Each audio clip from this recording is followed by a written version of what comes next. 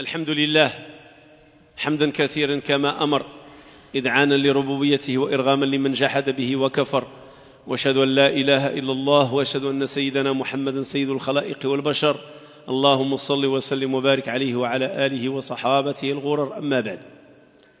Donc, dans la continuité avec le hadith de l'ange Gabriel, la semaine passée, on a traité l'importance de la prière. Et comme on a fait avec la ilaha illallah, Muhammad Rasulullah, le premier pilier de l'islam, on va faire la même chose. On a pris un récit, les gens de la fossée creusée. Aujourd'hui, on prend un autre récit de la sunna du prophète sallallahu alayhi wa sallam concernant l'importance de la prière. Parce qu'il ne faut pas oublier que le prophète, c'était un grand enseignant. Il était enseignant à la perfection. Et les récits qu'il a récités et qu'il a narrés à sa communauté, ce sont des récits véridiques. Et dans le récit qu'on va prendre aujourd'hui, le hadith al-muttafaq alayh, rapporté par Bukhari et rapporté par Muslim, que durant l'âge de bébé, l'âge de l'enfant, je ne dirais pas l'enfance, c'est-à-dire les premiers mois, on va dire les 3 premiers mois par exemple, ceux qui ont parlé, il n'y en a que 3 qui ont parlé vraiment après la naissance immédiatement. 3. Isa, Jésus, alayhi salatu wassalam, fils de Maryam. Gorig, c'était un ascète au sein de la communauté israélite, et un autre bébé. On va prendre l'histoire de Gorig entre les 3. Pourquoi? Parce qu'il est relié à la prière et son importance. Gorig, c'est quelqu'un qui a renoncé à ce monde. Il a construit un lieu modeste, très simple, pour adorer Allah subhanahu wa ta'ala et être à la lointain et retiré du monde.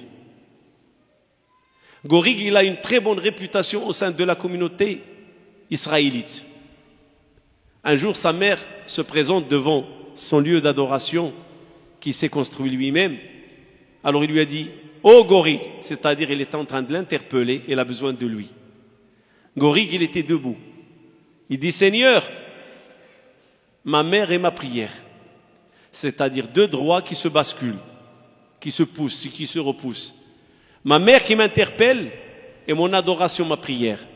Puis il s'est engagé dans sa prière. Elle est revenue le lendemain. Oh Gorig! Elle l'interpelle encore une 2e fois, il a besoin de lui. Et il dit la même phrase. Mon Seigneur, ma mère, ma prière. Et il s'est engagé dans sa prière. Il a légiféré. Il a pensé faire bien, que sa prière passe avant sa mère. Elle revient le 3e jour. Oh Gorig! Il refait la même chose. Seigneur, ma mère, ma prière. Il a choisi de s'engager dans sa prière. Il n'a pas rendu suite positive à sa mère. Alors sa mère invoque Allah. Oh ya Allah, ne le fais mourir qu'une fois qu'il aura vu les prostituées. C'est-à-dire le visage des prostituées. Il va être confondu avec les prostituées. Les mauvaises filles, les mauvaises femmes. Laissons Gorig, son adoration, sa mère, son invocation, et allons-y dans la cité israélite. Il y avait des voyous qui étaient en train de passer une soirée avec une femme prostituée. Ils sont en train de boire. Qu'en font tous les voyous? Alors ils ont parlé de Gorig. Et d'ailleurs, ceux qui sont dans la turpitude, ils aiment bien parler de ceux qui ont la piété. Parce qu'ils représentent l'opposé de ce qu'ils sont, le contraire de ce qu'ils sont. Ils aiment parler des autres. Gorig, il est comme ça, Gorig, il est comme ça, c'est un pieux, c'est un ascète, il a renoncé au monde. Et cette prostituée, il leur a dit, qu'est-ce que vous en pensez si moi je mets Gorig au défi? Qu'est-ce que vous en pensez? Moi, je suis capable de faire trébucher Gorig. Ce Gorig que vous êtes en train de faire des éloges, moi, je suis capable de le ramener sur un plateau d'or pour vous. Ils ont dit, vas-y. Ils ont fait un pari avec elle.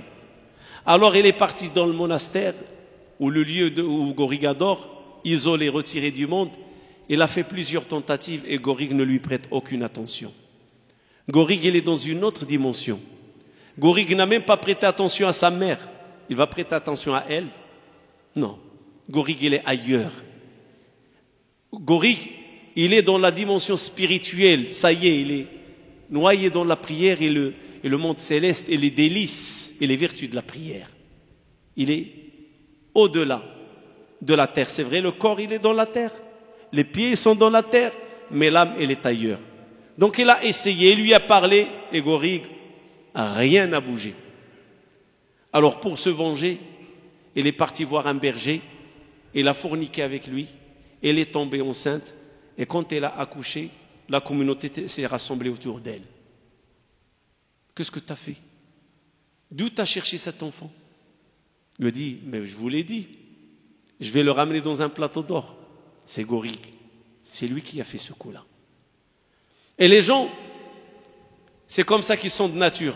Parce que dans le hadith de Gorig, on peut étudier le côté social, la mentalité des gens, vis-à-vis la piété et les gens de piété. Ils se sont précipités sans réfléchir, sans penser, sans prendre un moment de concertation et d'investigation, savoir ce qu'elle dit est vrai ou faux. Comme Allah il a dit, Innahu min kaydikun, ça fait partie de vos stratèges, vous les femmes. Alors ils sont partis directement chez lui, ils ont détruit son lieu où il adore, ils l'ont insulté, ils l'ont frappé, ils l'ont traîné à la place. Il essaie de comprendre, Gorig, il essaie de comprendre, qu'est-ce qui se passe, pourquoi vous me traitez de la sorte? C'est une épreuve, bien sûr. Mais il essaie de comprendre, rien, jusqu'à ce qu'il l'ont ramené devant elle et devant le bébé. Elle a mis ce bébé au monde. Elle dit qu'il t'appartient. Gorig n'a pas cherché à se défendre, parce qu'il sait qu'il n'a aucun argument pour repousser le mensonge de cette femme-là. Il le sait. N'importe qui se met à la place de Gorig, qu'est-ce qu'il va dire? Aujourd'hui, il y a les tests d'ADN, et autrefois, qu'est-ce qu'il va dire? Ça y est, il a dit c'est lui, c'est lui. Et d'ailleurs, c'est un pari qu'il a engagé avec des voyous. Comment il va le repousser, Gorig? Ah, son adoration. Allah, son créateur. Il aura dit, vous me permettez de faire 2 unités? Vous me permettez de faire une prière? Et on dit, vas-y. Sous-entendu, montre-nous qu'est-ce qu'elle va faire ta prière. Il est parti faire 2 rak'at. Il est revenu devant eux. Puis il a pincé l'enfant dans son ventre. Il a pincé ce bébé. Il lui dit, hé, c'est qui ton père, toi? Ça me rappelle Maryam quand il a ramené son enfant Issa à sa communauté. Ils lui ont dit, qu'est-ce que tu as ramené, Maryam? Ton père, c'est pas un mauvais, ta mère n'est pas une prostituée.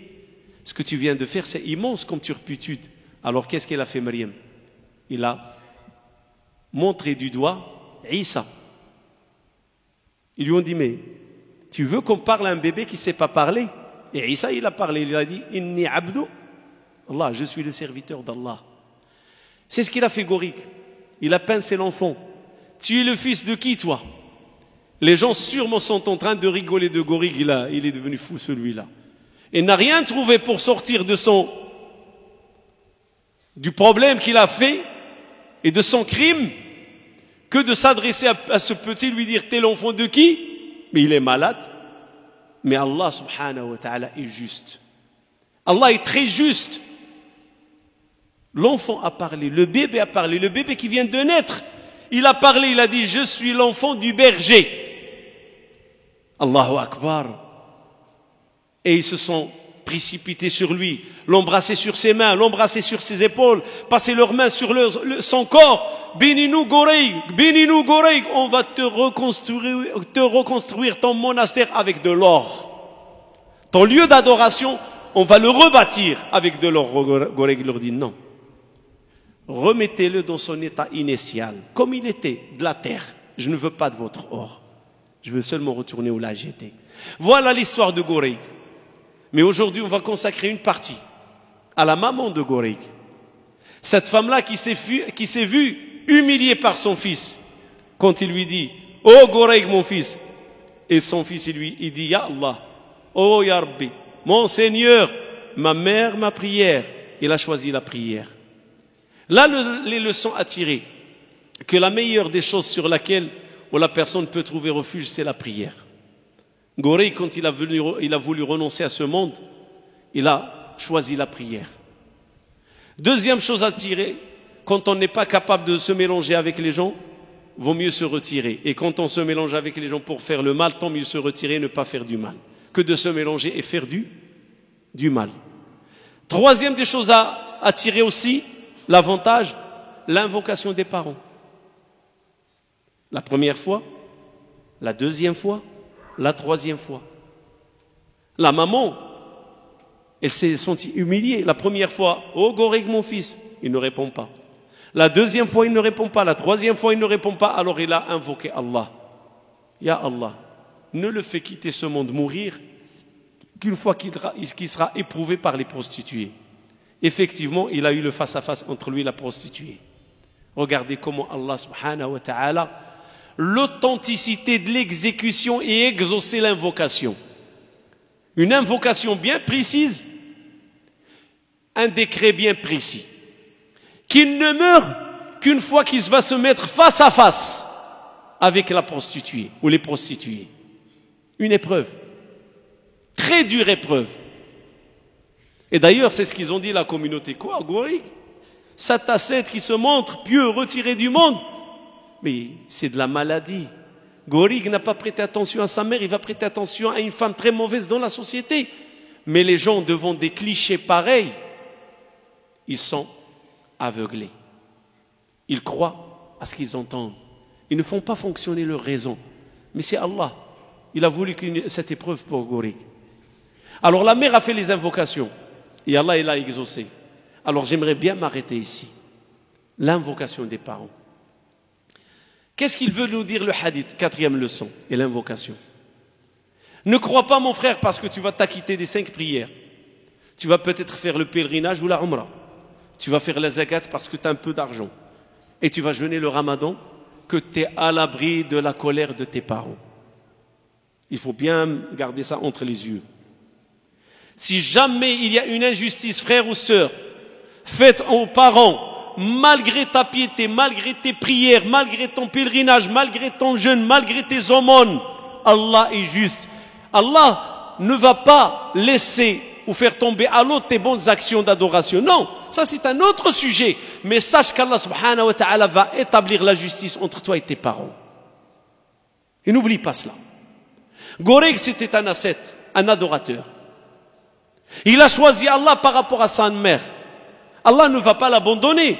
Au contraire, on le verra la semaine prochaine. Sa piété va rapporter. Mais est-ce qu'il a été à l'abri de l'invocation qu'a fait sa mère? Non. L'invocation de sa mère a été exaucée. Pourquoi? Parce qu'il devrait répondre à l'appel de sa mère. Il devrait répondre à l'appel de son père. On doit répondre à l'appel des parents. On doit répondre. Présent. Quelqu'un va me dire, mais Allah est juste. Il n'écoute pas les parents injustes. Oui, je suis d'accord avec toi. Si maintenant tes parents, tu fais ton devoir, tu fais ce qu'il faut faire, et tes parents ne sont pas satisfaits, ils l'insultent ou ils invoquent Dieu sur toi, crois-moi, Allah est juste.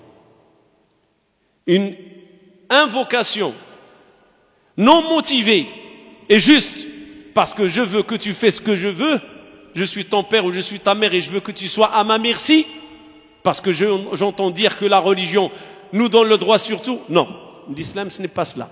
L'islam ce n'est pas la tyrannie des parents et non plus l'indifférence de la jeunesse et des enfants. Non, l'islam est une religion qui encadre la relation entre les parents et les enfants. Il l'encadre. Il y a des droits et des devoirs. Les parents, ils ont des droits, ils ont des devoirs. Le prophète, alayhi salatu wassalam, un jeune, il est venu le voir. Il lui a dit, prophète d'Allah, mon père m'a pris mon argent. Alors le prophète, alayhi salatu wassalam, il dit, appelle ton père, on va l'écouter. Vous voyez, pas de précipitation. Pas de précipitation, ton père est un injuste, il ne doit pas. Non, non, ramène ton père, on va écouter ce qu'il dit. Et le prophète pose la question au père. Ton fils, il se plaint de toi. Ton fils prétend que tu lui as pris sa richesse. Il lui a dit, oui, prophète d'Allah, je lui ai pris. Quand il est né, j'étais fort, il était faible. J'ai donné ma force pour lui, je l'ai investi pour lui. Aujourd'hui, il est fort et je suis faible, il me tourne le dos.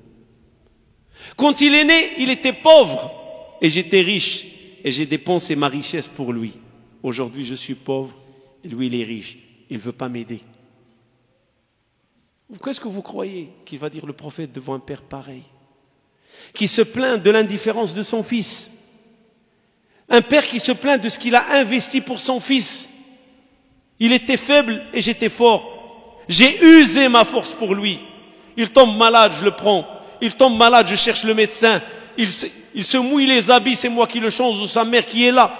On a tout donné pour qu'il soit quelqu'un de fort et d'indépendant. Et quand il est devenu fort, et nous on a vieilli, on est devenu faible, il ne nous reconnaît pas. Il est devenu riche, et notre richesse on l'a dépensée pour lui. Et quand on a besoin de sa richesse qu'Allah lui a donnée, il est radin, avare avec nous. Alors je me suis permis de puiser dans sa richesse. Vous savez c'était quoi la réponse du prophète sallallahu alayhi wa sallam? Toi et ta richesse, tu appartiens à ton père. Donc, la plaidoirie du père, elle était accablante. La plaidoirie du père, elle était parfaite. Voilà ce que j'étais, voilà ce qu'il était. Voilà ce qu'il est devenu, et voilà ce que je suis devenu. Quand il a besoin de moi, il m'a trouvé. Et quand j'ai besoin de lui, il n'est pas là. Alors je me suis permis de me servir moi-même. Alors le prophète le regarde et lui dit, toi et ta richesse, tu appartiens à ton père. C'est-à-dire, c'est pas juridique, mais justice. C'est pas une fatwa, mais c'est la justice. Le juge musulman a le droit d'imposer aux enfants. Je vous donne juste une image pour que vous compreniez c'est quoi l'islam. Supposons effectivement un jeune parmi vous est devenu riche et les parents sont devenus pauvres. Crois-moi que le juge leur donnera raison si ton père se présente devant le juge musulman. Il prend la calculette, il fait une facture, il lui dit voilà ce que j'ai dépensé pour mon fils et aujourd'hui il est riche, millionnaire, il ne veut pas donner un centime. Le juge musulman t'imposera à donner à ton père. Pas de rembourser ce qu'il a donné, mais à lui donner parce qu'il est dans la pauvreté. C'est pour ça que l'islam il a interdit de donner la zakat aux parents. Il a dit non, les parents on subvient à leurs besoins. Les parents, on est là à leur secours. Les parents, on leur donne ce qu'Allah nous a donné. Si ce n'est pas eux, je ne serai pas là. Si ce n'est pas leur veillance et les nuits blanches qu'ils ont passées et l'argent qu'ils ont dépensé pour que je devienne un homme ou je devienne quelqu'un que ce que je suis, je ne serai pas aujourd'hui ce que je suis si ce n'est pas eux. Alors il faut être reconnaissant. Et c'est pour ça Allah subhanahu wa ta'ala, il a mis les parents après son adoration. Lui, son adoration et le bon traitement des parents.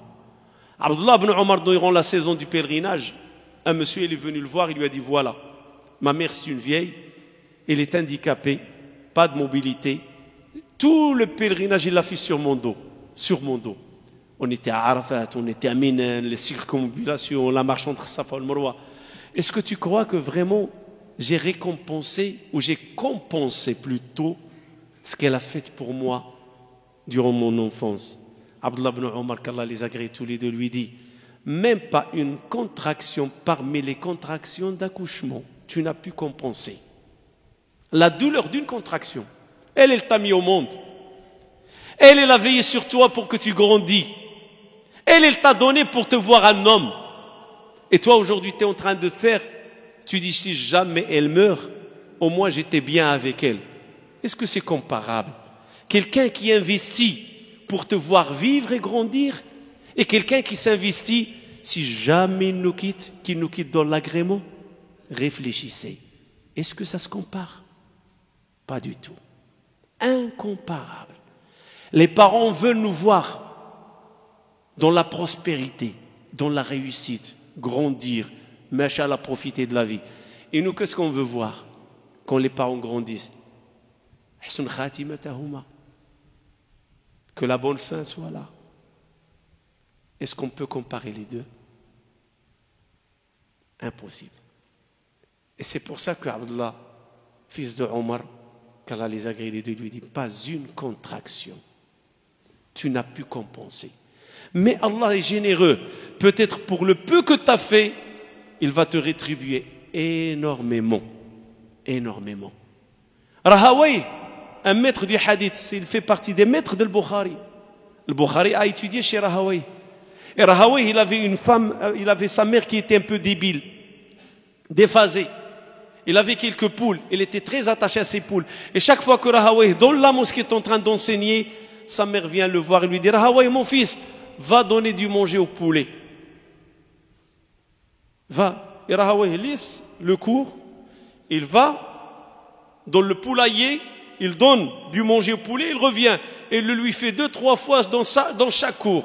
Une fois, un de ses élèves, il lui dit, mais maître, nous on peut faire ça. Toi, continue ton cours et nous on va aller voir le poulailler donner à manger. Il leur a dit, écoutez, vous enseignez, c'est une sunna. Obéir à ma mère est une obligation. L'obligation passe avant la sunna. Certains frères, ils vont dire, mais l'imam quand même, c'est l'heure de la prière, on veut aller à la mosquée, notre mère nous interpelle. Ben, je lui dis, c'est l'heure de la mosquée. Je pose la question à ceux qui sont mariés. Ta mère, il t'interpelle, c'est l'heure de la mosquée. Tu lui dis non, je vais aller à la mosquée. Ta femme t'interpelle, c'est l'heure de la mosquée. Est-ce que tu vas lui dire non? Réfléchissons. Et pourtant, qui t'a mis au monde? Ta femme ou ta mère? Ou le contraire, c'est l'heure de la prière et le mari rentre, je veux manger. Est-ce que la prière et le manger avant, quand les droits se basculent, quand les droits se confrontent, qu'est-ce qu'il faut avancer, qu'est-ce qu'il faut reculer? Et c'est ça le hadith de Gourig. Le hadith de Gourig nous montre certaines règles de jurisprudence. Où il a raté Gourig? Il a raté le droit de la maman. Il y a le droit d'Allah, 1 fois, 2 fois, mais pas 3 fois quand même. Réponds à ta mère. Donne-lui satisfaction. Réponds à son besoin. Peut-être qu'elle est dans une extrême urgence. Au moins sois présent pour 1 fois. Combien de frères ou de sœurs il va recevoir un appel ou un SMS? Je t'attends en bas de son ami ou de n'importe qui ou un frère. On va aller voir un match, on va jouer, on va faire les courses, on va faire les magasins. Présent. 2 minutes, je suis à toi. Et sa mère parfois lui dit, tu peux me faire une commission, aller chercher les baguettes ou jeter la poubelle ou descendre en bas? Ah, je dors, je suis fatigué. C'est la vérité. Et pourtant, pour répondre à l'étranger, dans l'immédiat, et pour répondre à ceux qui nous ont mis dans le monde, et qu'on doit être à leur service, la lenteur, l'indifférence. Parfois, il y en a qui font le sourd-muet. Ah, wallah, al-adim, je t'ai pas entendu papa, maman. Je t'ai pas entendu, pourtant il a entendu. Et il y en a d'autres qui vont aller plus loin. Qu'est-ce qu'il a ce vieux, cette vieille, il me casse la tête. Il y en a qui parlent. Et après, il va venir à la mosquée. Il va prier. Je lui dis, à elle ou à lui, méfie-toi, ne mets pas tes parents en colère dans un cadre où l'invocation sera motivée, parce que tu risques de payer cher. Inna Allah wa malaikatahu yusalluna ala nabi ya ayyuhalladhina amanu sallu alayhi wa sallimu taslima. Allahumma salli ala sayyidina Muhammad wa ala ali sayyidina Muhammad kama sallaita ala sayyidina Ibrahim wa ala ali sayyidina Ibrahim وبارك على سيدنا محمد وعلى آل سيدنا محمد كما باركت على سيدنا إبراهيم وعلى آل سيدنا إبراهيم في العالمين إنك حميد مجيد. اللهم اجعل جمعنا هذا جمعا مرحوما واجعل تفرقنا من بعده سالما من الشر معصوما ولا تدع بيننا ولا منا شقيا ولا محروما. اللهم اغفر لنا فيه ذنوبنا وكفر عنا سيئاتنا واقض حوائجنا واستر عيوبنا ويسر أمورنا ويمن كتابنا. اللهم يا رحمن يا رحيم ارحم المسلمين والمسلمات المؤمنين والمؤمنات الأحياء منهم والأموات الآباء والأمهات الإخوان والأخوات الأبناء والبنات إنك سميع مجيب الدعوات. ربي أوزعني أن أشكر نعمتك التي أنعمت علي وعلى والدي وأن أعمل صالحا ترضاه وأدخلني برحمتك في عبادك الصالحين. اللهم أدخلنا برحمتك في عبادك الصالحين. اللهم أدخلنا برحمتك في عبادك الصالحين. اللهم أدخلنا برحمتك في عبادك الصالحين. اللهم هيئ لهذه الأمة أمر رشد يعز فيه أهل طاعتك ويذل فيه أهل معصيتك. اللهم انصر الإسلام والمسلمين وأذل الشرك والمشركين واعلي بفضلك راية الحق والدين وانصر اللهم عبادك المجاهدين في كل مكان يا أرحم الراحمين يا رب العالمين. اللهم إنا نسألك أن تنفعنا بما علمتنا. اللهم إنا نسألك علما نافعا ورزقا واسعا والغنيمة من كل بر والسلامة من كل إثم. اللهم اصلح لنا ديننا الذي هو عصمة أمرنا واصلح لنا دنيانا التي فيها معاشنا واصلح لنا آخرتنا التي إليها معادنا. اللهم وفقنا لما تحب وترضاه. اللهم وفقنا لما تحب وترضاه. اللهم وفقنا لما تحب وترضاه. دعاء لميت مات بالأمس بالرحمة. اللهم ارحمه رحمة واسعة. اللهم وسع مدخله وأكرم نزوله واغفر لنا وله. اللهم إن كان محسنا فزد في إحسانه وإن كان مسيئا فتجاوز عنه بفضلك وكرمك يا أرحم أرحم الراحمين يا رب العالمين. ودعاء للأخ بالفرج وأن يجمع الله عليه شمله، اللهم اجمع عليه شمله مع زوجته والق المودة والمحبة بينهما يا أرحم الراحمين يا رب العالمين. ودعاء لفتاة في النجاح في الامتحانات، نسأل الله أن ينجحها ويوفقها في تجاوز هذه الامتحانات، بل ونسأل الله التوفيق لشباب والشابات المسلمين أجمعين يا أرحم الراحمين يا رب العالمين. اللهم سدد أجوبتهم ووفقهم لما تحب وترضاه ويسر لهم أمورهم. ودعاء بالشفاء ولولد بالهداية، ندعو لبنت بالشفاء، اللهم رب الناس ذهب البأس اشف أنت الشافي لا شفاء إلا شفاءك شفاء لا يغادر سقما، واجعل هذه العملية طهورا لها، واهد الولد إلى صراطك المستقيم. اللهم اهد أولادنا ذكورا وإناثا، اللهم اهد أولادنا ذكورا وإناثا، اللهم اهدهم إلى الإسلام وحب الإسلام وحب نبي الإسلام، اللهم اهدهم إلى حبك وحب أي عمل يقرب إلى حبك، وباعد بينهم وبين ما تكره يا أرحم الراحمين يا رب العالمين. ودعاء لأخ بالتيسير ولوالديه بالرحمة وأن يوفقه الله ويمتعه بالصحة والعافية، اللهم شافيه وعافيه وارحم والديه وعاف أمه واصلح أولاده وأولاد المسلمين. سبحان ربك رب العزة عما يصفون وسلام على المرسلين والحمد لله رب العالمين. تذكير فقط اللي جمعنا في أسبوعين ماضيين، نسيت ما ذكرتوش الأسبوع الماضي، 1900 €. Rappelons ce qu'on a ramassé durant 2 week-ends, c'est 1900 €.